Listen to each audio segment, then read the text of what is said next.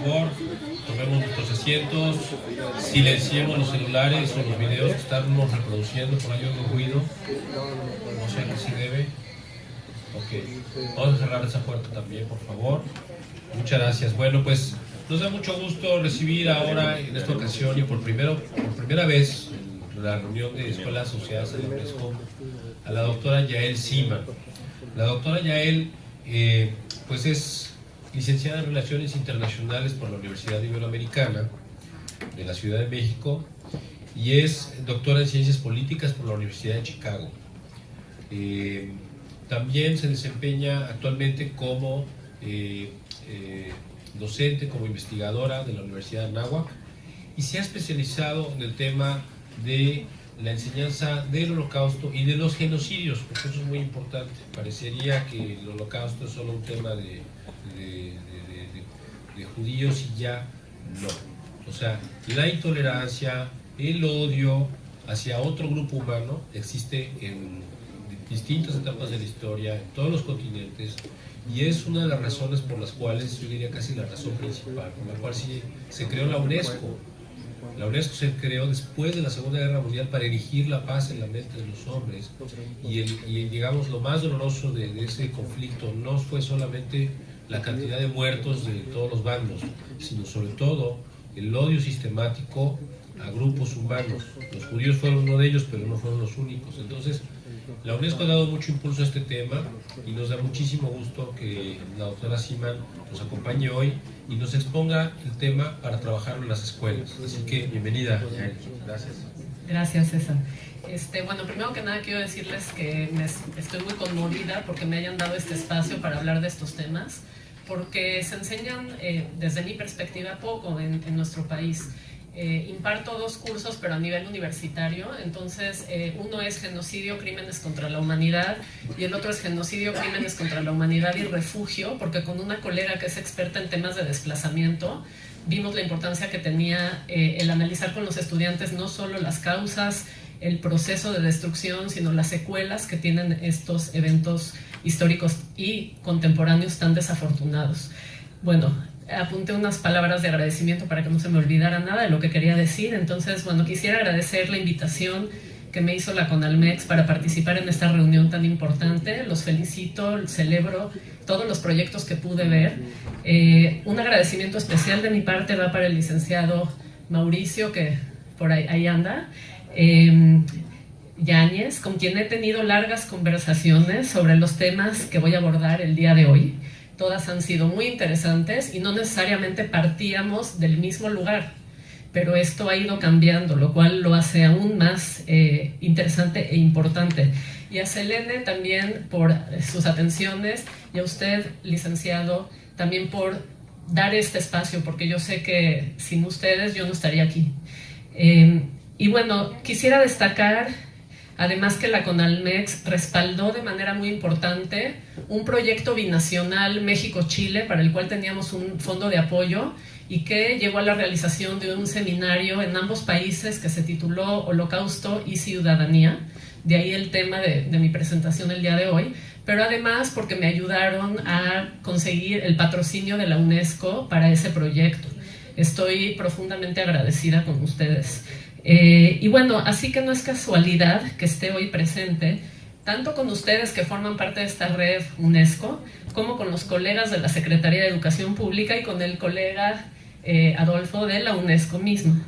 Y bueno, celebro y aplaudo su trabajo, de verdad se los digo de corazón. Son temas difíciles, sin duda. Hablamos de la luz antes y ahora vamos a hablar de la oscuridad, pero espero que encontremos también espacios de luz en estas historias tan duras. Entonces, bueno, gracias.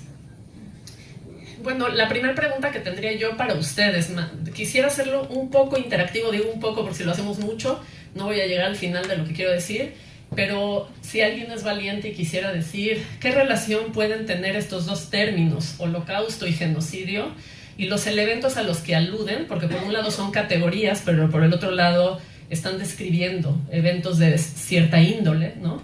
Con lo que yo, o tú, enseñas en el aula. O sea, cuando oyen estas palabras, quisiera yo saber si alguien se voluntariza y me dijera qué conexión pudieran tener estos dos términos con lo que enseñan en el aula. Sí, no sé, ¿alguien que se atreva? Sí. A mí me suena más a tolerancia, ¿no? Perdón. Y las razones para que no vuelva a suceder. Ok, gracias. Entonces lo relaciona usted más con tolerancia y un tema de prevención. En la escuela, donde yo trabajo, se trata de ese tema del holocausto junto con la tolerancia. Excelente, muchas gracias, sí. Exterminación, terminar con algo. Ok, entonces terminar con algo, sí. Es algo también que no lo incluye, digamos, explícitamente el currículum formal, porque hay una propuesta de Gardner que luego lo relaciona uno mucho con las inteligencias múltiples, pero él tiene una propuesta académica que creo que no se toca en el currículum formal, que habla que precisamente debemos de trabajar este tipo de temas porque de esa manera se concientizaría de lo que produce o las consecuencias que trae. Muchas gracias. Uno más y seguimos, sí. El respeto a la vida humana. El respeto a la vida humana. Los voy a dejar en pausa tantito y al final voy a dejar espacio para que conversemos, porque si no me voy a atorar y no voy a cumplir con el material. Y bueno, se los dejo ahora como tarea para el final. O sea, si holocausto y genocidio tienen alguna conexión con ciudadanía o pareciera un trinomio que no hace sentido, ¿qué piensan, no? Y quizás al final de la presentación les surjan ideas que no habían pensado inicialmente, entonces me va a encantar escucharlos. Ah, por cierto, ¿le puedes regresar un segundo? Gracias. ¿Alguien sabe quién fue este señor?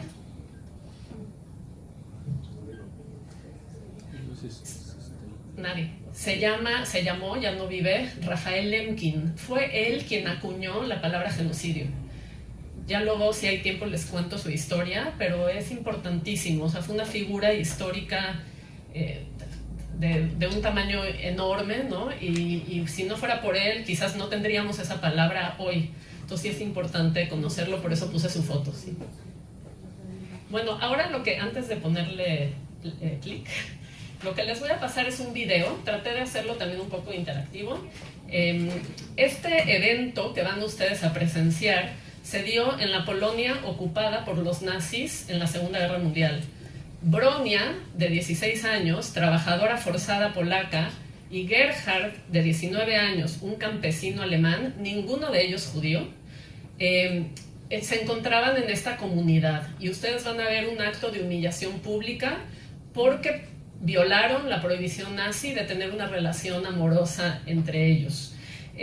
Está en inglés, pero lo que está en inglés, ya se los conté ahorita, entonces no se preocupen, no tiene voz.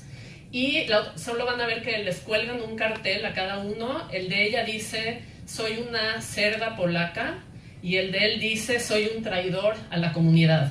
Y al final les digo lo que dice, lo que no mencioné ahorita ahí en el texto, pero todo lo demás ya se los comenté, entonces no hay ningún problema. Sí. Gracias.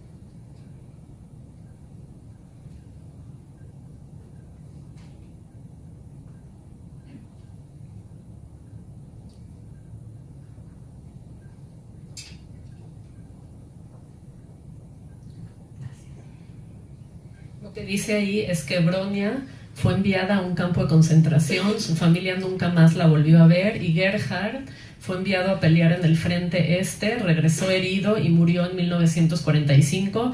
Las identidades del hombre que corta el cabello y la persona que tomó, que filmó, no se conocen, pero se piensa que era gente de la Gestapo la que estaba dirigiendo esto a nivel local. Y bueno, lo que les quería preguntar es quién se atreve a decirnos qué fue lo que vimos.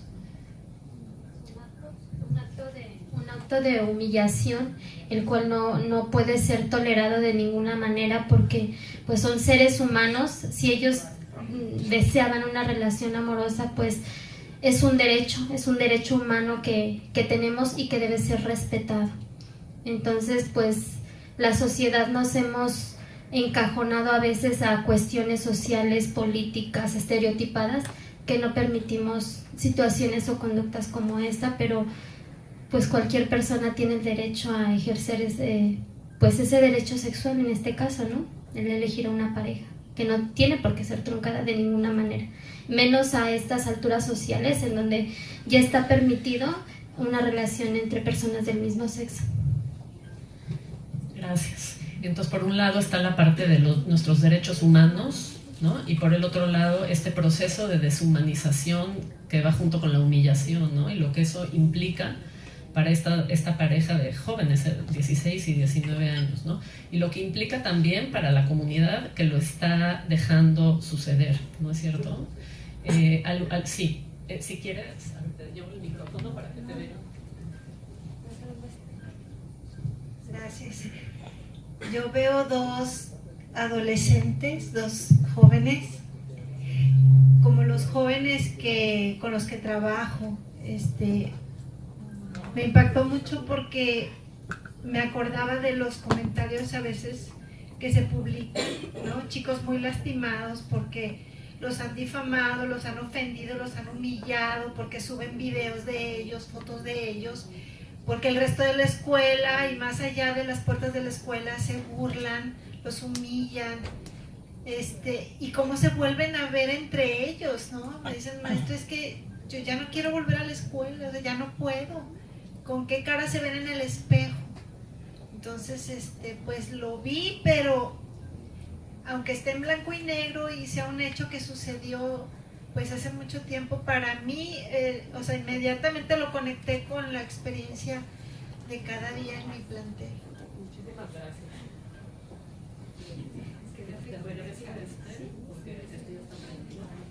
Bueno, y otro tema que les digo, me voy a ir un poco rapidito, pero todo este material lo tienen en el PowerPoint y si quieren verlo con calma y pensar con más tiempo, porque si no, no llego al final y entonces eso no estaría bien. Pero el tema del espectador, ¿no? De toda esta gente que está participando, o sea, que no es el perpetrador, sino es esta gente que es parte de una comunidad y que no solo voltea la mirada hacia el otro lado, que puede ser el caso de alguien, sino que además acompañan el proceso. Como podrías decir que eso es un tipo de complicidad y podrías decir que también hay quizás actitudes de espectador pero activo, o sea, no existe tal cosa como el espectador pasivo, ¿no? Hay niños que están riéndose, llevan instrumentos musicales, o sea, es un acto ritualístico y están participando también. Entonces eso también es todo un tema para explorar con los estudiantes. No estoy diciendo que lleven este video al aula, depende de las edades, ¿no? Y del contexto. Es solo un ejemplo de cómo pueden estos materiales detonar ese tipo de conversaciones no fáciles y cómo, como ustedes establecen esas conexiones con su quehacer educativo y el espacio en el que trabajan. Generalmente eso es lo que sucede cuando uno trae este tipo de temáticas y utilizando los recursos adecuados, por supuesto.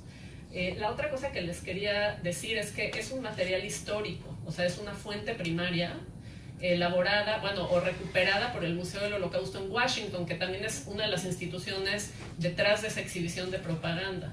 Y es un material disponible al público, que es parte de una exhibición que ellos crearon y que se llamó Algunos eran vecinos, para explorar el papel de los vecinos en el proceso destructivo durante el Holocausto.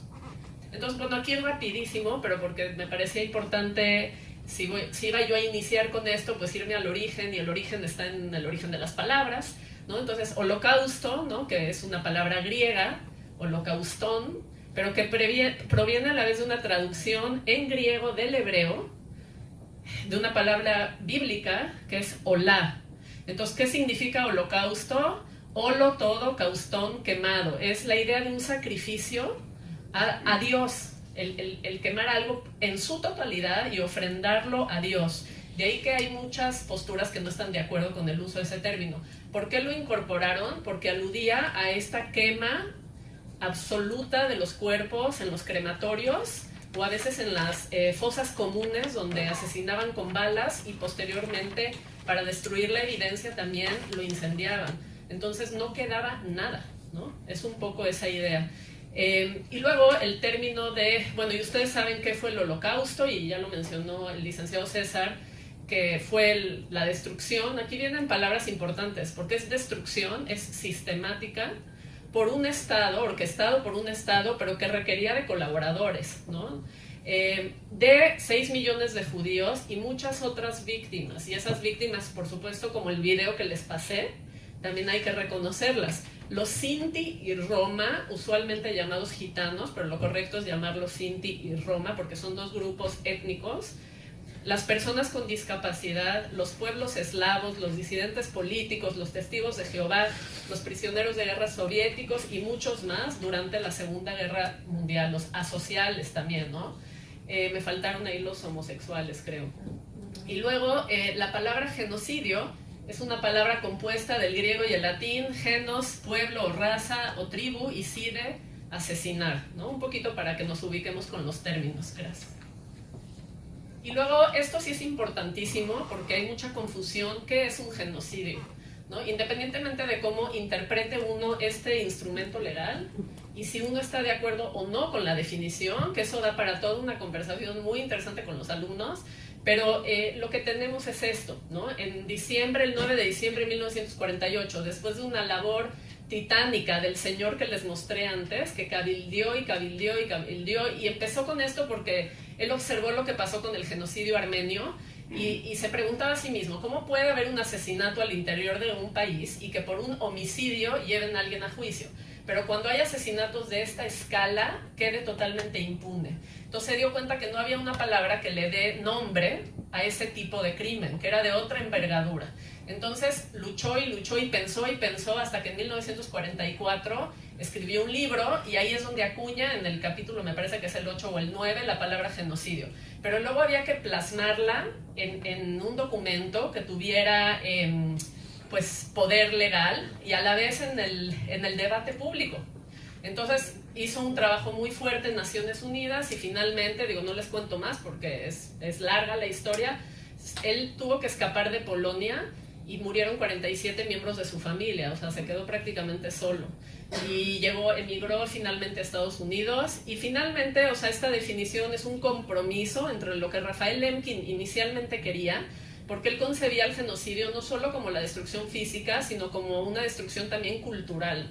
Y la definición lo capta, pero no del todo. Entonces, ¿qué es un genocidio de acuerdo a lo que tenemos hoy en el artículo 2 de la Convención para prevenir y sancionar el genocidio? Es un genocidio cualquiera de los actos mencionados a continuación que tengan, o sea, perpetrados, y esto es clave, con la intención de destruir total o parcialmente a un grupo nacional, étnico, racial o religioso como tal. O sea que si me destruyen solo a mí, pero como individuo, eso no es genocidio, eso podría caber en otro tipo de crimen.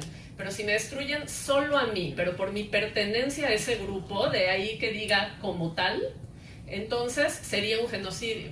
Podrían ser 10 familias asesinadas. Si la intención es destruir parcialmente al grupo como tal, por nuestra pertenencia a ese grupo, podría llegar a ser un acto genocida. Y las acciones van desde lo físico, que sería la matanza de miembros del grupo, la lesión grave a la integridad física o mental de los miembros del grupo. Piensen, por ejemplo, en la tortura, no sé. Pero la tortura sí tiene la intención de destruir parcial o totalmente, porque si no puede ser crimen contra la humanidad, por ejemplo. Sometimiento intencional del grupo a condiciones de existencia que hayan de acarrear su destrucción física total o parcial, quizás un gueto, no sé, un campo de concentración. medidas destinadas a impedir los nacimientos en el seno del grupo, los abusos sexuales, por ejemplo, las esterilizaciones, traslado por fuerza de niños del grupo a otro grupo, los secuestros, ¿no? Que también tenemos ejemplos latinoamericanos, ¿no? Que sacaban niños del seno de una familia y los trasladaban a otros, ¿no? Alterando de raíz su identidad, ¿sí? Ahora, para mí, o sea, un nivel más quizás, no metafórico, pero usando otro lenguaje, les puse esa foto porque creo que representa en gran medida la diversidad, y el genocidio es justo lo opuesto, ¿no? Es la negación violenta, y yo parcialmente al grupo, hay una intención de destruir esa alteridad, esa otredad de cualquiera de estos grupos, ¿no? Bueno, aquí me voy a la UNESCO porque hay un vínculo muy fuerte con la UNESCO en términos de dónde están estos temas hoy en día a la vez del trabajo que yo realizo, porque yo tengo un respaldo también fuerte de la UNESCO en la labor educativa que hago. Y es importante que sepamos, ¿no?, que la UNESCO desde el 2007 sacó esta resolución en la que invita a los Estados miembros a convertir el llamado de Naciones Unidas del 2005, que nos hacía un llamado a enseñar y a recordar el Holocausto, ¿no?, para trasladar este llamado en acciones concretas, ¿sí? Hoy en día ya también se habla de holocausto y genocidios, e incluso se llega a hablar de crímenes atroces, porque ya se incorpora también este crimen de limpieza étnica, por ejemplo. Se vincula directamente, o sea, esto yo lo saqué de documentos de la UNESCO, pero realmente lo creo, o sea, se vincula directamente con el propósito de la UNESCO de fomentar la solidaridad intelectual y moral de la humanidad, porque estos pudieron haber sido eventos del pasado, pudieron haber sucedido geográficamente muy lejos de México, y sin embargo, no por eso no me deben de tocar a mí, ¿no? Entonces yo creo que ahí tenemos un deber, tanto a nivel intelectual como a nivel ético, moral, de estudiarlos por lo menos, ¿no?, conocerlos. Y en el combate, o sea, dice la UNESCO, al prejuicio y al odio, ¿no? O sea, esto nos va a ayudar a combatir esto. Se nutren de la ignorancia, son palabras de esta publicación de la UNESCO, esas sí no son mías. Cuando la ignorancia y el dogma prevalecen, la probabilidad de que se pierdan millones de vidas puede aumentar, pero yo ahí les puse entre paréntesis, claro, no vamos a simplificar, o sea, cuando hay ciertas condiciones presentes, porque no es nada más la ignorancia, el prejuicio. No necesariamente eso lleva a un genocidio, ¿no? Hay muchas situaciones donde hay ignorancia, hay prejuicio, hay odio, y no necesariamente el resultado último es un genocidio. Entonces, ¿qué se tiene que dar para que ese sea el desarrollo, ¿no? O sea, es una invitación a que lo pensemos. Y bueno, las publicaciones que tiene la UNESCO, o sea, por un lado es esta que se llama Educación sobre el Holocausto y la Prevención del Genocidio, que la pueden descargar en PDF, y esta también, la enseñanza del Holocausto en América Latina, y ambas están en español, entonces nos invito a que le echemos un ojo porque sí son muy interesantes. Gracias. La otra cosa que yo quería demostrarles, espero convencerlos y convencerlas, es que el Holocausto es una historia global. No solo porque no son solo los judíos, aunque los judíos fueron afectados de manera muy singular, o sea, tampoco hay que perder de vista eso, sino porque los nazis, o sea, empieza este proyecto desde Alemania, pero van expandiéndose, porque en su ideología la idea de un espacio vital, o en alemán Lebensraum, es central. O sea, van a ir expandiéndose, van a ir adquiriendo territorio para ahí homogeneizar estas poblaciones, ¿no? Y tener ahí alemanes étnicos. Y si eso implica ir desplazando a los locales, pues los iré desplazando. Entonces, en ese sentido, la Alemania nazi se expande tremendamente en un contexto de una Segunda Guerra Mundial, llegando con sus políticas a Polonia, a la ex Unión Soviética, a la anterior Yugoslavia, también la anterior Checoslovaquia, Hungría, Bulgaria, Austria, Francia, Bélgica, Holanda, Luxemburgo, Dinamarca, Grecia, el norte de África. Díganme si no fue un fenómeno global. Ahora, otro elemento argumentativo para mostrarles que fue un fenómeno global es el siguiente: sus secuelas no tenían precedente y tuvieron una escala mundial. Basta ver el número de desplazados internos y de refugiados que resultaron como producto de este evento histórico. Muchos acabaron en campos de desplazados, no sé si saben, administrados por la UNRWA, que es, digamos, el antecedente del ACNUR el día de hoy, que luego se convirtió en otra organización antes de ser ACNUR, y muestra también un fenómeno de movilidad global, que es diferente a Ruanda, por ejemplo, en donde también hay exilio, también hay refugio, pero no se da de o sea, no que uno sea peor que el otro, nada más, no se da de este tamaño. Mucha gente sí se queda a vivir en el sitio de la masacre y enfrentan otros dilemas. ¿Cómo ahora le hago para reconstruir el tejido social? Decía ahí la maestra, ¿no? Si el bullying te impacta a ti e impacta tu vínculo con el otro, imagínense acciones genocidas, cómo impactan a vecinos, familiares, etc. Entonces hay que reconstruir desde la raíz, ¿no? Y les puse ahí que esa movilidad global incluyó a Latinoamérica y a México, porque muchas veces se desconoce esto.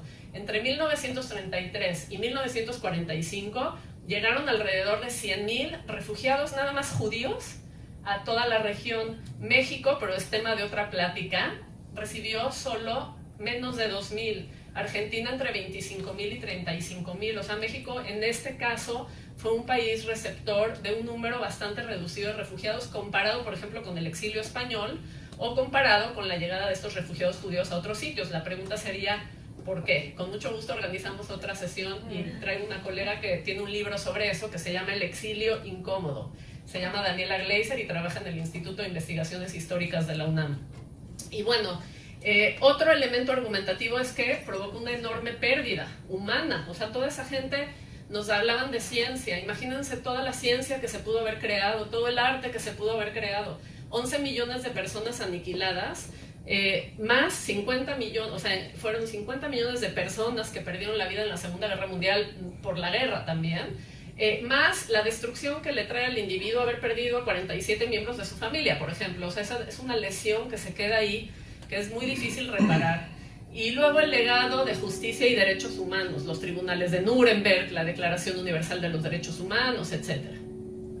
Entonces, lo que hice ahora fue escogerles, estuve viendo muchísimos videos, espero que les gusten, 2 videitos de 2 sobrevivientes que llegaron a México. El primero relata el viaje y la segunda relata la llegada. Entonces vamos a ver qué nos dicen. Gracias. En ese barco sí había otros refugiados, había españoles, había varios españoles, había italianos, que por cierto no me acuerdo quién dijo de la familia, mira, son judíos como nosotros porque hablan español, pero no eran judíos, eran españoles. Venían huyendo de Europa, de la posguerra, había italianos, había españoles.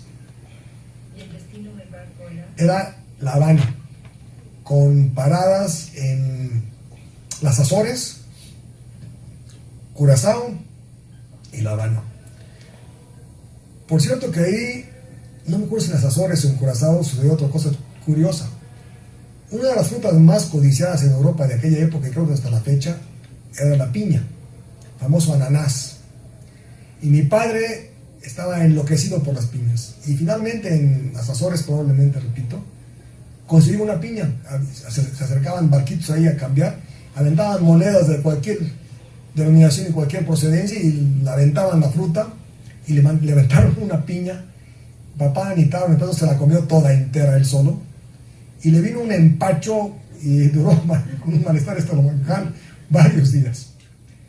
Finalmente tocamos América, que fue Curazao. En aquella época Curazao era un pueblo de, bueno, por lo menos el puerto, de casas de palma y tipos de sombrero y machete. Y como nos dimos, esto van a ser las Américas, nos van a comer vivos, a lo mejor antropófagos, ¿no? Hasta ahí quedó la cosa, no pasaron mayores, no nos bajamos del barco, ni mucho menos, ni podíamos bajarnos del barco. Y finalmente llegamos a La Habana. Ahí nos bajamos del barco y pasó algo también muy curioso. Ahí nos alojaron en un hotel que se llama Inglaterra. Creo que la agencia judía o algo así nos consiguió esas habitaciones. Nos instalaron ahí, pero no nos dieron de comer, ni dinero tampoco. Entonces, esa noche salimos a un pequeño parque que había junto al hotel. Mi papá tenía $1.50 en la bolsa que consiguió no sé cómo.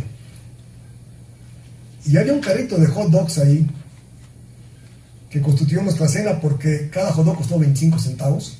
Entonces éramos 4, nos comimos un hot dog cada quien y tuvimos show. Porque por primera vez en mi vida vi un anuncio de neón que estaba ahí en la plaza esta, en el jardín. Era un anuncio de los trajes de baño Janssen. donde una muñequita brincaba de un trampolín, caía a la alberca y salpicaba.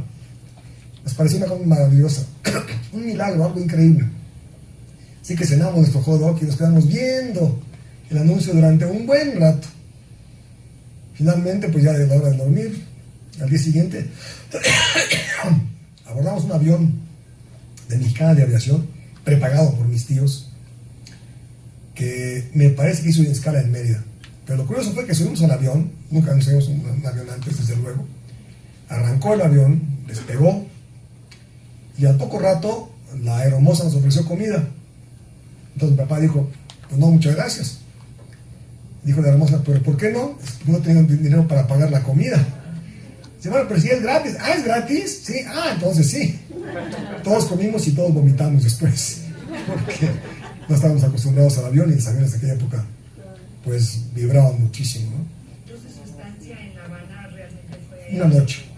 Una noche nada más. Finalmente, ya con escala en Mérida, llegamos a México un 5 de mayo de 1948. La familia materna, mis tías, mi abuela, todos nos recibieron en el aeropuerto.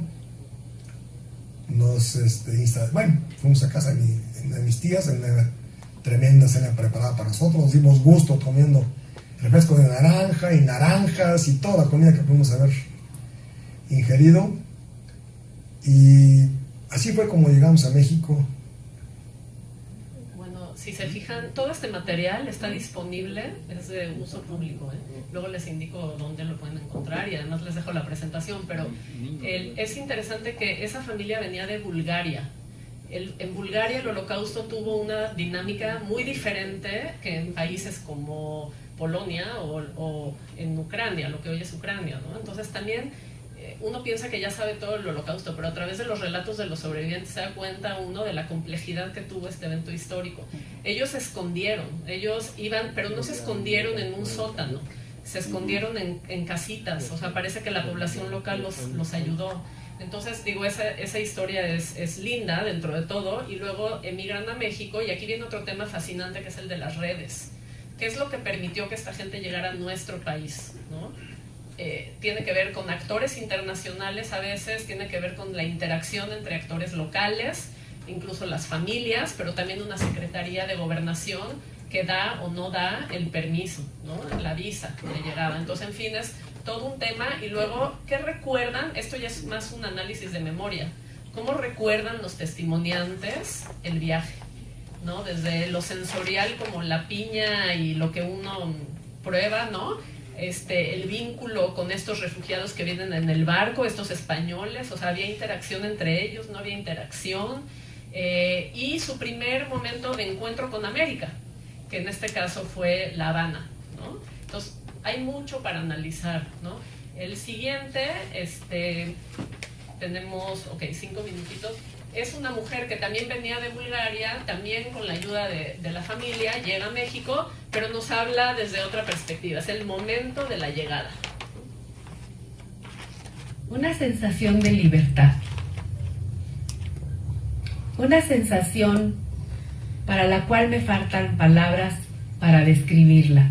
Un mundo diferente, un mundo de costumbres diferentes, un país con un idioma diferente, costumbres diferentes, donde no conocíamos a nadie, sin embargo, rodeados de una amabilidad, sin embargo, con gente que buscaba ayudarnos, con gente que buscaba hacer nuestra vida fácil, con gente que buscaba tratar de ubicarnos, de hacernos vivir felices, de borrar nuestros traumas. Una sensación maravillosa. Dificultades, por supuesto. Cualquiera que se ubica en un nuevo país, cualquiera que se ubica en un lugar donde simplemente no hablas el idioma. Claro que hay dificultades, pero cuando hay el deseo inminente de adaptarse, de empezar una nueva vida, de ver hacia un futuro prometedor, entonces todo se hace fácil, todo es maravilloso. Le paro por el tiempo, el naras del tiempo, pero ahí lo van a tener. Este es un relato que que nos habla de un México, pero un México, ya no vieron el resto, en diferentes procesos se están dando acá.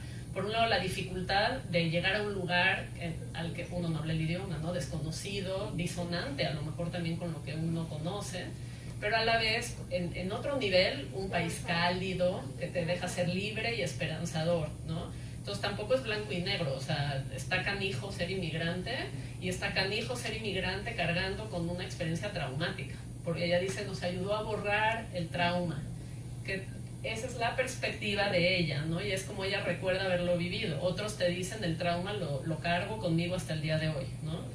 Entonces, bueno, da para mucho, ¿no? El que llega y los que lo reciben, ¿no? Y cómo se da esa interacción a nivel, digamos, de un paisaje nacional y a la vez de los actores que son los que te están recibiendo, tus familiares, el vecino o gente desconocida, que a lo mejor te da el saludo en la calle, ¿no? O que te sonríe, y viniendo de una experiencia tan dura, el contraste es tremendo, ¿no?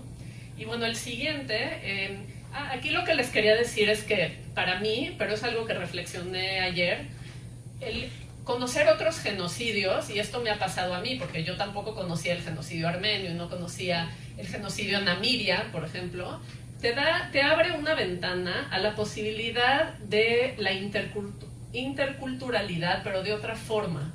O sea, no nada más conocer tu cultura, o sea, tus valores, conversamos, intercambiamos respeto y tu diferencia, además, establecemos ese diálogo desde una posición de equidad, sino que además me da la oportunidad de conocer tu historia, tu pasado, ¿no? Entonces, como una entrada a esas historias de esos otros. Entonces, a mí eso es lo que me pasó con Guatemala, con los mayas, ¿no? Y ahora vamos a ver, por ejemplo, cómo nos habla Rosalina Tuyuk. No sé si saben quién es Rosalina Tuyuk, una gran mujer maya, que llegó a ser representante en el Congreso, y le destruyeron también a su comunidad, ¿no? Entonces, cómo vivió, cómo recuerda haber vivido Rosalina Tuyuk el genocidio en Guatemala, es solo un fragmento, y en qué medida, digamos, estarían de acuerdo o no conmigo que puede ser una puerta de entrada, una ventana a la historia de Guatemala, ¿no? Gracias.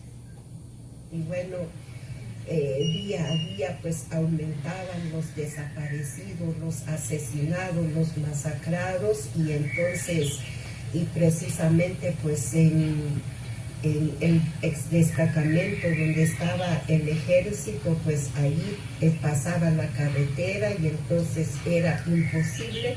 Mucha gente pues fueron bajados de las camionetas por el ejército, y entonces el miedo estaba apoderado en las familias, el terror estaba también presente en las calles, en las casas.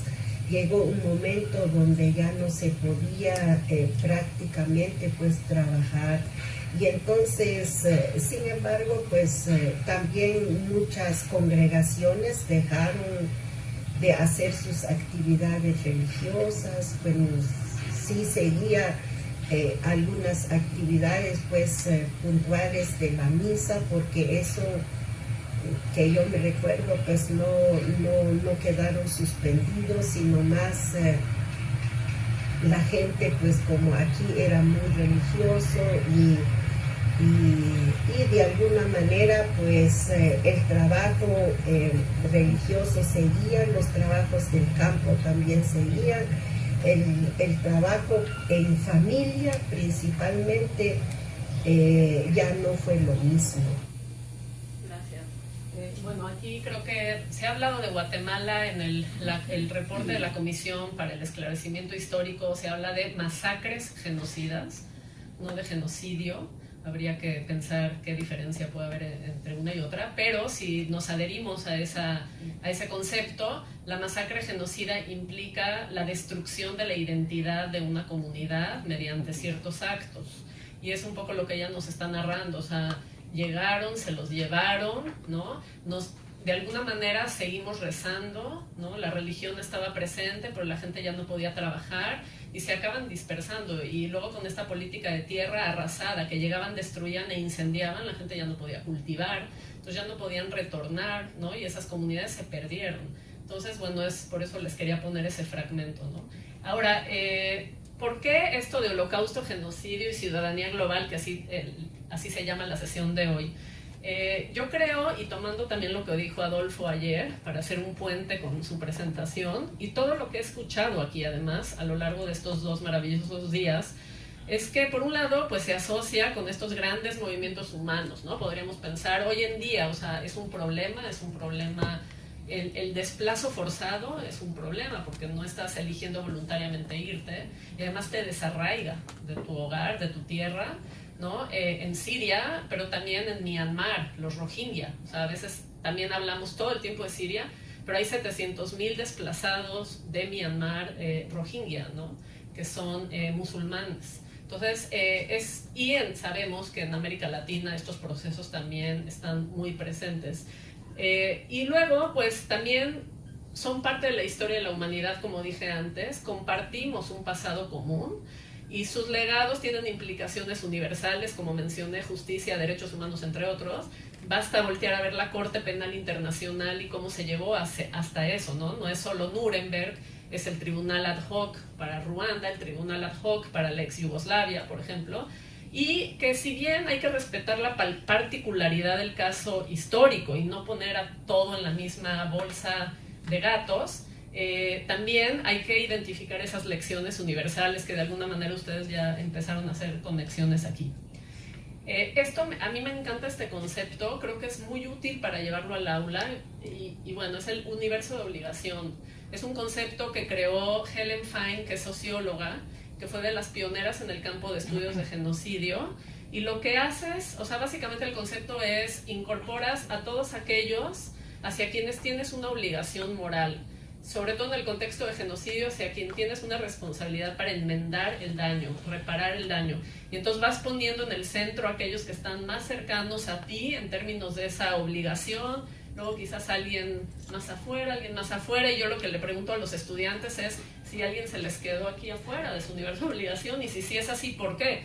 Pero además los universos de obligación son dinámicos, o sea, la nación nazi antes de ser nazi, tenía incorporado a los judíos como ciudadanos, pero ustedes ven en la exhibición que crean un nuevo concepto de nación, y ese nuevo concepto de nación, a través de una ideología y a través de propaganda, los va echando hacia los márgenes y los acaba excluyendo por completo, de hecho los acaba destruyendo, ¿no? Entonces acaban desapareciendo, ya ni siquiera están aquí, que aquí podrían estar los grupos marginados, los grupos vulnerables, o pensemos en las escuelas, ¿no? ¿Qué alumnos a lo mejor se nos quedan por acá?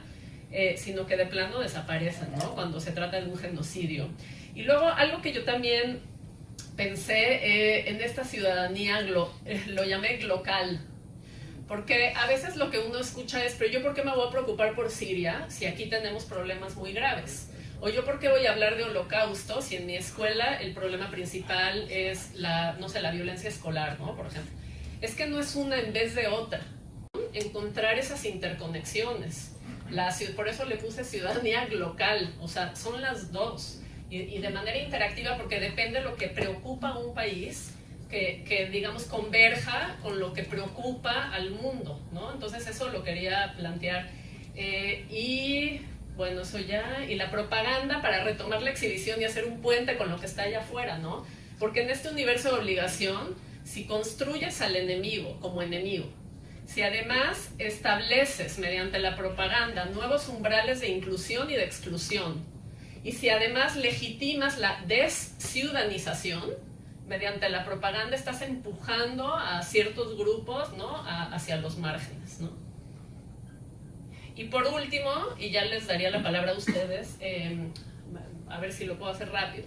Desde el 2014 se creó una red latinoamericana UNESCO con los ministerios de educación.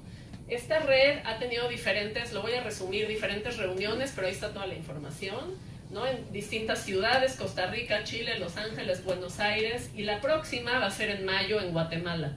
Y lo que ha hecho la red es un poquito lo que ustedes hacen en su red, pero esto es con los ministerios de educación. Me encantó lo que dijiste ayer, que es un laboratorio de ideas.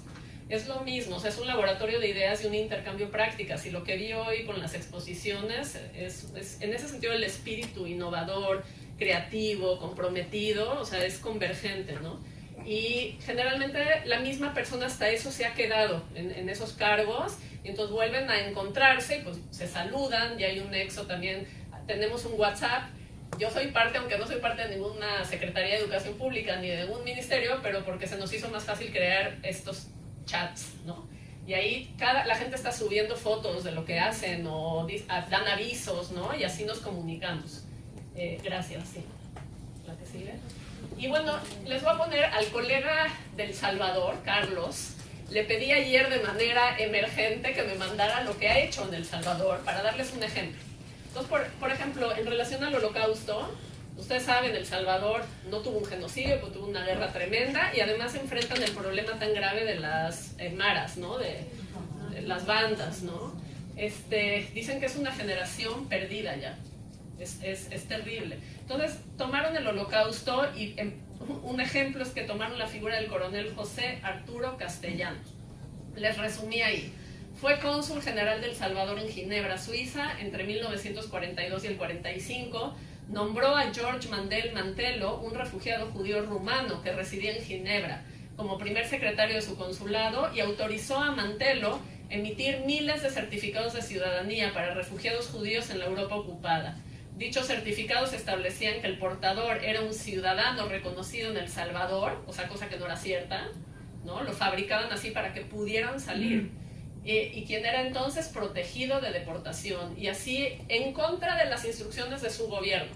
Esto es bien importante. Todos aquellos que han sido reconocidos como justos entre las naciones son individuos no judíos que rescataron judíos, que lo hicieron incurriendo un riesgo. Pudiera ser la posibilidad de perder tu trabajo, pudiera ser la posibilidad de ser encarcelado, ¿no? Y que lo hicieron por un espíritu humanitario, no por ganar dinero o por un beneficio personal, etc. ¿Qué han hecho en cuanto a difusión? 1000 docentes del sistema educativo ya participaron en charlas sobre esta figura. 500 centros educativos cuentan con materiales bibliográficos y aparece como un ciudadano ejemplar en programas de formación ciudadana. Costa Rica lo ha trabajado de otra manera. Costa Rica dijo, nosotros no hemos tenido guerras, somos un país pacífico, lo que nos interesa es vincularlo con el tema de convivencia escolar. Y han hecho otras cosas. Aquí, si me ayudas, la que sigue es también El Salvador, me lo voy a brincar, pero llegamos a la que sigue, que es esta foto, ¿no? Que me encantó, me las mandó también ayer Ricardo de Costa Rica, y es una maestra viendo una foto de un campo donde hay niños y adultos también, ¿no? Detrás de las alambradas. O sea que en Costa Rica también han incorporado este tema, lo han hecho en Guatemala, lo han hecho, sin duda el país más avanzado en esto es Argentina, porque ha tenido una política educativa de memoria en donde incorpora holocausto, genocidios y la dictadura militar. Chile no está al nivel de Argentina, y de hecho Argentina es el único miembro de una organización internacional que fue la que nos dio el dinero para hacer este seminario en México y en Chile, que se llama la Alianza Internacional para la Remembranza del Holocausto. Argentina es el único país latinoamericano miembro de eso. Y por último, les quería contar de este proyecto de la Prepa Ibero, porque es un proyecto en el que yo estuve involucrada, porque es otra forma de ver cómo se puede llevar esto al aula. Lo que hicieron los jóvenes en la Prepa Ibero fue una exhibición itinerante a la cual llamaron Momentos y Decisiones, y lo que vieron era, siguieron esta secuencia de estudio, que es un método que les puedo platicar en otra ocasión, pero que parte de la identidad individual, se va a la identidad colectiva, luego a la historia, y aquí incorporaron el Holocausto. Podría ser otro genocidio, podría ser un evento de crímenes contra la humanidad, de violencia masiva, ¿no? Luego juicio, legado y memoria, y por último decidirse a participar, que en gran medida es lo que han hecho ustedes con sus proyectos, a lo mejor sin pasar por la historia, pero tiene mucho del otro. Buscaron ver cómo la línea del tiempo en la Europa nazi y la línea del tiempo en el México de esos años se cruzaban o no, o sea, qué eventos paralelos se daban, pero también qué interconexiones. Y los jóvenes lo armaron, y al final hay una sección de dilemas éticos que ellos mismos elaboraron a partir de lo que enfrentan en la escuela, en la Ciudad de México y en el país. Entonces, por ejemplo, uno de ellos era en esa época, si ir o no a marchar con Javier Sicilia. Era un dilema, ¿no? Si te quedabas en tu casa y lo veías en la tele, o si te lanzabas a Cuernavaca y marchabas, o si no te importaba, no te interesaba, y frente a eso se generaba una discusión muy interesante. Cuando ese museo lo llevaron a Morelos, hubo una muchachita ahí que se soltó a llorar, ¿no? Entonces yo también me quedé pensando, hay que tener mucho cuidado cómo uno introduce estas cosas en comunidades muy afectadas por la violencia. Y creo que la última ya es mi email, por si alguien necesita contactarme, o a través del licenciado Mauricio, también lo pueden hacer. Y bueno, la verdad que los últimos 7 minutitos que quedan, más bien me gustaría escucharlos a ustedes, si tuvieran, a quien no le di oportunidad antes, si quisieran agregar, si esto los ha hecho reflexionar, qué piensan acerca de la introducción de estos temas en el aula, en fin, lo que quisieran decir, adelante. Sí, le paso el micrófono. Perfecto, gracias.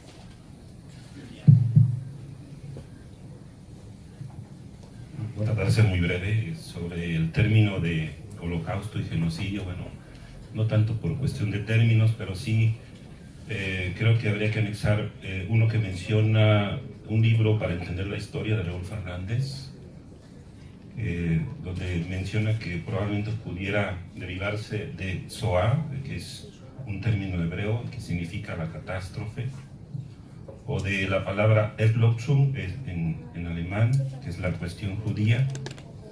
Y bueno, más allá del enfoque, les comento sobre... Mi nombre es Álvaro García Ortiz, soy director de la Secundaria Técnica 34 de Guanajuato, una escuela asociada que está trabajando en estos temas. Y efectivamente yo coincido con usted al principio, donde mencionaba sobre estamos viendo o nos estamos introduciendo a la oscuridad, después de estar en la luz, viendo el Museo de la Luz y actividades de ese tipo. Pero también es cuestionable el término oscuridad. Alguien dice, no existe la oscuridad. La oscuridad, si queremos definirla como tal, sería la ausencia de la luz. Lo que existe es la luz, no la oscuridad. Luego entonces, también podríamos decir que no existe la violencia. Si podemos definir la violencia, sería como la ausencia de la paz. Pero bueno, lejos de estos términos filosóficos, de estos conceptos filosóficos, podríamos compartir lo que estamos haciendo en Guanajuato. Y diría yo que para introducirnos a la ausencia de la luz, tendríamos que llevar una luz consigo. Es decir, ahorita me quedé pensando en lo que usted mencionaba, tenemos que tener mucho cuidado. ¿Qué pasa cuando vemos un video o leemos imágenes como las que ahorita acabamos de ver? ¿Qué sentimiento nos causa? ¿Sí? Odio, rencor, emociones negativas, ¿no? Entonces, imagínense a un joven de secundaria qué podría causarle ver una imagen o un video como este. Entonces, nosotros lo estuvimos observando y viendo, y vimos que había necesidad de que para introducirnos a un lugar oscuro había que llevar una luz. Nosotros le llamamos el enfoque o la visión de Ana Frank. Es decir, cuando nosotros vemos este tema en secundaria, lo vemos desde una visión de la de Ana Frank. Alguien que sobrevivió, alguien que pudo contarlo, y alguien que se identifica con un adolescente, porque fue un adolescente, y que puede rescatar ese hecho a algo positivo. Es decir, tenemos que llevar una lámpara a un lugar oscuro, y esa lámpara es la visión de Ana Frank. Tenemos que decirle al niño, no nada más mencionarle o analizar o mostrarle un video, porque se puede quedar con un sentimiento que no queremos que se quede, que es el rencor, odio. Queremos analizar estos temas para que nunca vuelva a suceder. Y eso es lo que estamos haciendo, y les comparto que nos ha dado mucho resultado en este sentido de cuidar la educación emocional que tanto el modelo educativo este nuevo modelo educativo nos está marcando. Entonces sí es importante analizar estos temas importantes para que nunca más vuelvan a suceder, pero tenemos que llevar una lámpara para poder analizar la oscuridad. Muchas gracias. Bueno, le voy a responder brevemente porque me quedan como 2 minutos y a ver si alguien más se anima a hablar. Efectivamente, el término Shoah es un término bíblico que significa destrucción absoluta, hecatombe, catástrofe. No lo incluí porque era agregar otro más que podía hacer más difícil la presentación, y se usa muy poco en México. Endlösung es otra cosa, porque eso es desde el lenguaje y la perspectiva nazi. Entonces yo ahí tendría cuidado, porque no tiene nada que ver una con la otra. Esta cuestión de solución final fue esta construcción nazi para resolver esa llamada cuestión judía, que no era un problema. Estos judíos estaban integrados a la sociedad nacional. La parte de la luz, yo estoy de acuerdo, yo nunca dije, y desde el inicio dije, esto no es que estoy sugiriendo que lo lleven al aula, esto es para ustedes. Ustedes ya tomarán sus decisiones, si es pertinente, para qué edad o no. Además tienen una larga trayectoria y mucho más experiencia que yo trabajando con jóvenes de esas edades. Eran detonantes o detonadores de reflexión para ustedes, adultos. Y la última que quería decir es que Ana Frank no sobrevivió, desafortunadamente. Es cierto que tiene una historia de luz por muchas otras razones, pero el desenlace fue fatal y es tristísimo, porque acaba muriendo en Bergen-Belsen, ¿no?, en los últimos minutos antes de la liberación. Entonces es muy frustrante, o sea, cuando uno piensa ya la hizo, no la hizo, ¿no? Entonces, en ese sentido, bueno, no es una historia de sobrevivencia. Las de los 2 sobrevivientes que llegaron a México sí son historias de sobrevivencia. Y además de luz, porque yo no estoy diciendo que la inmigración fue fácil, porque eso también hay que tener cuidado, o sea, y no rescatar únicamente las historias exitosas. Pero esta mujer habla con alegría, ¿no? Pero Bejarano nos cuenta que el viaje no fue fácil tampoco, o sea, llegas y no tenías en qué caerte muerto y compras un hot dog y es lo único que puedes comprar y luego te ofrecen comida en el avión de Mexicana Aviación y piensas que cuesta y dices, yo no puedo comer eso. Eso es muy duro, porque además llegaron sin nada, porque los despojaron de todo. Entonces yo creo que hay luz y hay matices y yo creo, es mi opinión personal, hay que explorar todo, ¿no?, en el espectro, ¿no?, así como el color tiene tantas tonalidades. Entonces, bueno, esa sería mi respuesta. Me queda para cumplir, respetar el horario, 1 minuto, porque creo que tienen ahorita otra ponencia. Sí, gracias. Sí, listo. Muchas gracias, Julio César de Chihuahua. Primero, dando continuidad a la participación del maestro, yo quisiera hacer esta autorreflexión concienzuda, el de que esa luz que el maestro comenta, seamos nosotros mismos, ¿no? Cada uno de nosotros tiene un espacio en donde tenemos a varias personas ahí a través de una estructura, y que nosotros seamos esa linterna, que siempre nos mantengamos encendida para poder, lógicamente, prevenir. Y sí, ahorita que citan a Ana Frank, está trasladado a lectura, a película. Cito yo otra de Bastardos sin Gloria, por ejemplo, ya que este tipo de genocidios, en términos de los nazis, pues no solamente victimizó a los judíos, sino que los propios nazis también fueron víctimas de la desenfrenada venganza que tomaron en este caso, ¿verdad? Y que no sé hasta qué punto sea esto verídico, lo de las películas, pero sí, yo me impresioné mucho cuando la gente se deshumaniza, las víctimas pasan a ser victimarios, los sobrevivientes, lógicamente, y llevan a cabo otro genocidio, ahora con los agresores.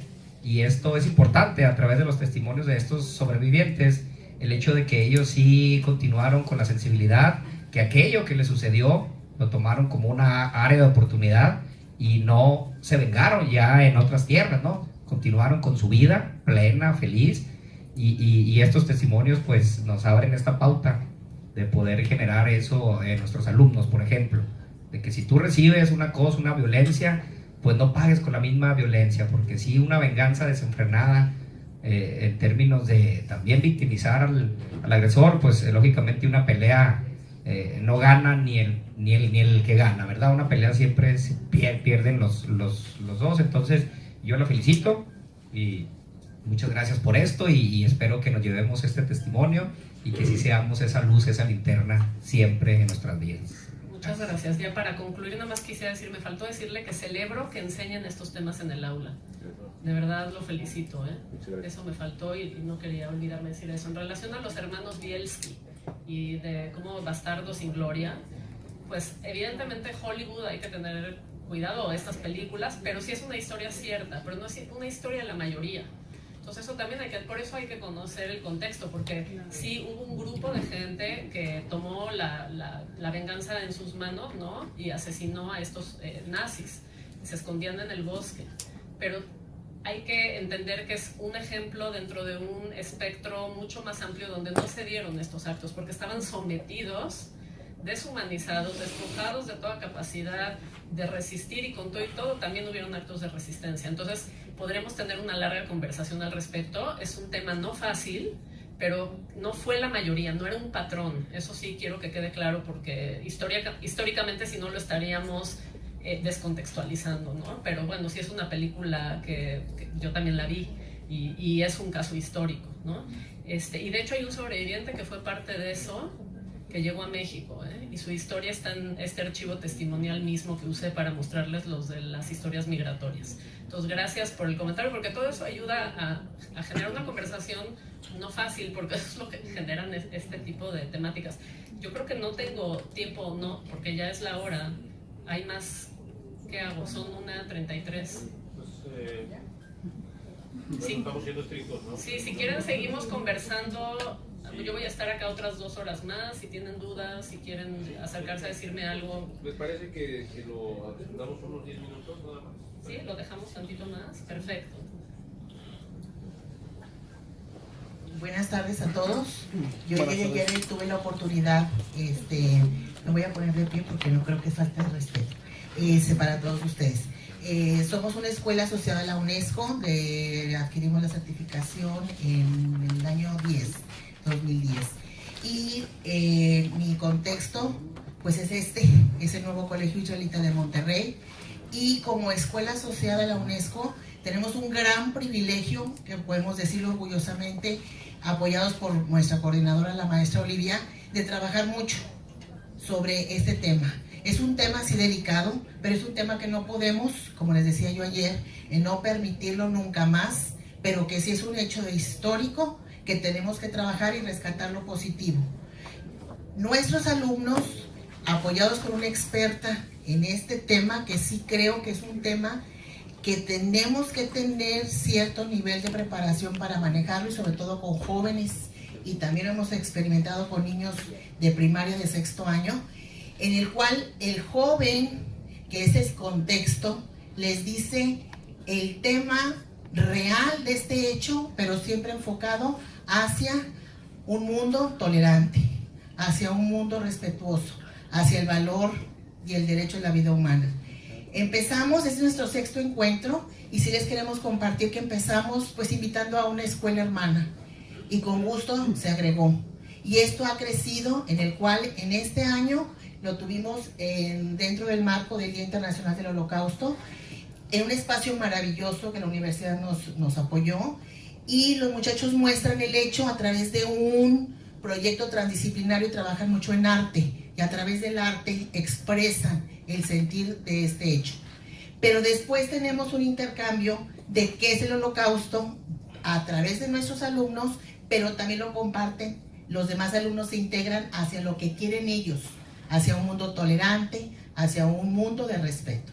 Entonces la experiencia es increíble, pero sí la invitación es que lo podemos realizar cada quien desde sus trincheras, desde sus espacios, pero sí es importante que la preparación, y no tengo duda que los colegios de la Red Judía en México, a través de ustedes, de la red en México, nos puedan contactar con gente experta y llevarnos de la mano para poder decir realmente lo que pretendemos con esto. Gracias. Muchas gracias por el aporte. Cualquier tema no tan complejo hay que prepararse, ustedes lo saben mejor que yo. Gracias, Yael. Bueno, pues yo quisiera nada más plantear 3 ideas. Una es que el video con el que abriste tu presentación me puso a pensar en algo que a veces he sentido, pero no necesariamente lo he hecho explícito, y es esto.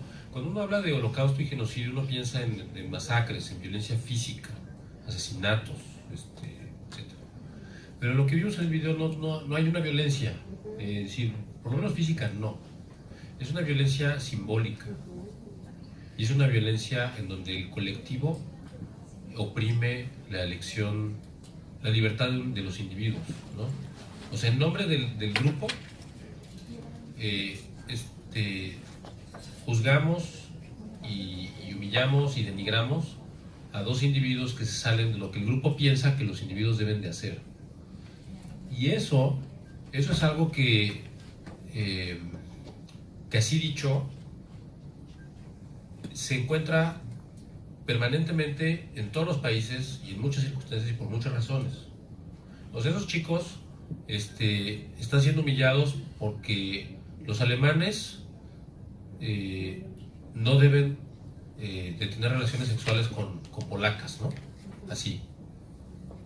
Entonces, tú te estás saliendo de lo que el grupo te dice que debes de ser, y tú no vales nada, tú eres una cerda polaca, ¿no? Así le dice. Entonces es una violencia simbólica, pero eso lo vamos a ver y lo vemos cotidianamente con los homosexuales, o lo vemos con muchos, o sea, para discriminar, podemos discriminar por 1000 razones, ¿eh? O sea, eso, los pretextos sobran. Cualquier diferencia de una persona respecto de un grupo, es motivo de discriminación y de exclusión. Entonces, esa violencia simbólica creo que es muy importante, y eso ahí creo que está, ahí yo encontraría una razón muy clara de por qué vale la pena hablar de genocidio y de holocausto, porque entonces vemos, entramos a esta discusión de si la colectividad o un grupo humano puede, independientemente de si el Estado participa o no, ¿no? Entonces ese es un punto. El otro punto muy interesante es esto que decía el profesor de Guanajuato, es decir, no son temas nada sencillos, para entrar a la oscuridad se necesita luz, estoy de acuerdo, porque entonces puede ocurrir el efecto contrario, que la indignación sea tal que nos lleve a pensar en querer vengarnos, ¿no? Y eso es justo lo contrario de lo que queremos alentar, y eso no está nada fácil. Entonces se requiere una preparación previa muy sólida para poder entrar a ver estas situaciones que se dan, pues, en todas las sociedades por distintas razones, y que esto ha sido uno de sus grados más extremos, ¿no? Porque, o sea, sabemos que hay violencia contra las mujeres, sabemos que hay violencia contra las personas de preferencia sexual distinta a lo que la mayoría piensa que debe ser, etcétera, etcétera. Pero esto, digamos, no solo se atenta contra individuos en lo particular, sino contra grupos en general, ¿no? Entonces la parte cultural, etcétera, está muy presente, pero entonces la cuestión de poder tener conceptos claros para abordar esto es, creo que, muy importante. No es un tema nada sencillo, ¿no? Y tercero, yo creo que también, o bueno, a mí una de las cosas que más me atraen de este tema, pues es la cuestión justamente de la diversidad y la otredad y la oportunidad que brinda el conocer gente de distinto origen. Y creo que ejemplos hay un montón. O sea, yo alguna vez escribí un artículo para una revista que se quiso enfocar en los exilios. Y el tema es ese, ¿no? O sea, hay exilios por razones, digamos, como esta que hemos visto, por la cuestión del genocidio, pero también ha habido exilios por guerras, o ha habido exilios por inseguridad, o ha habido exilios por muchas razones, exilios por razones políticas, religiosas, en fin, de toda índole. Pero a mí me parece siempre muy interesante cómo se enriquecen las sociedades a partir de los exilios. Quizá tiene que ver porque yo estudié en una escuela que fue fundada por refugiados españoles. Quizá porque por azares de la vida me casé con la nieta de un refugiado español, y ahora mis hijos pues son ciudadanos españoles tanto como mexicanos por la ley de memoria histórica que aprobó España hace unos años, ¿no? Yo no podía imaginar que esa coincidencia iba a ocurrir, pero independientemente de eso pasa lo mismo con los judíos y pasa lo mismo con los centroamericanos, y en fin, en México ha habido múltiples migraciones de personas de origen asiático, de origen de Medio Oriente, libaneses, etcétera. Y a mí siempre me ha interesado mucho entender o ver cómo esas migraciones y esos exilios enriquecen a la sociedad y la hacen más interesante. Y en una ocasión, en una reunión de estas, hablábamos de cómo las escuelas querían fomentar que los estudiantes tuvieran, pues, digamos, intercambios en cartas, etcétera, con chicos de otras nacionalidades, ¿no? Porque la otredad así vista de lejos es como fascinante, ¿no? Ay, pues vamos a escribirnos con los chinos, o vamos a escribirnos con los coreanos, o con los, no sé, los libaneses, o los checos. Y yo les decía, a ver, pues está muy bien que aborden la diversidad y la interculturalidad desde ese punto de vista, pero ustedes saben cuántas etnias hay en su estado. A ver, ¿tú de qué estado vienes? No, pues de tal. ¿Cuántas etnias hay en tu estado? ¿Cuáles son las lenguas que se hablan en tu estado? Es diferente. Pues la mayoría, la verdad es que no. Y ahí está otro tema de otredad, de diversidad cultural, y que no practicamos, ¿no? Entonces esa sería mi tercera idea, ¿no? Que me parece que este tema además de ser importante desde el punto de vista no histórico, de que haya afectado a un grupo en particular o un grupo de países en particular, etcétera, que podemos ver cercanos o lejanos, me parece que nos enfrenta a dilemas que vemos por otras razones de manera cotidiana y que además pues de pronto nos llegan y nos tocan muy directamente, y yo cerraría con la idea de que justamente ahora, a raíz de la intolerancia de Donald Trump en Estados Unidos, ahora hay una comunidad que así le están llamando ahora el Nuevo Los Ángeles, o no sé qué, he visto en televisión, digamos allá alrededor del Monumento a la Revolución en la Ciudad de México están llegando personas que pues nacieron en México siendo muy niños, pero crecieron en Estados Unidos toda su vida. Entonces ellos culturalmente son estadounidenses, no hablan español, no se conciben como mexicanos y han sido deportados porque no tenían documentos para estar en Estados Unidos, ¿no? Entonces están trasterrados y están haciendo una vida, tratando de hacer una vida en México, con una cultura que no conocen, y lo que están diciendo en los reportajes de televisión que se están difundiendo estos días es lo mismo que acabamos de ver con los judíos, y no vemos por así que esa diferencia o esa otredad de que pues es el inmigrante europeo de tez blanca, pelo rubio, ojos azules. No, es un muchacho moreno, tatuado, que no se diferencia en nada de nosotros hasta que lo escuchamos hablar, porque él habla inglés con acento estadounidense, toda su manera de pensar es estadounidense, y no checa, ¿no?, con lo que nosotros estamos acostumbrados a ver. O sea que este tema es permanente, es constante, y debería, por la misma razón, obligarnos a pues abordarlo, estudiarlo, porque lo vamos a necesitar siempre, ¿no?, para bien, y para bien de nuestras comunidades, de nuestros estudiantes y de nosotros mismos. Muchas gracias. Gracias. Pues ya, yo creo que con eso ¿no querías decir algo? No, lo que pasa es que ahorita que usted menciona eso, no solamente bien lo dice la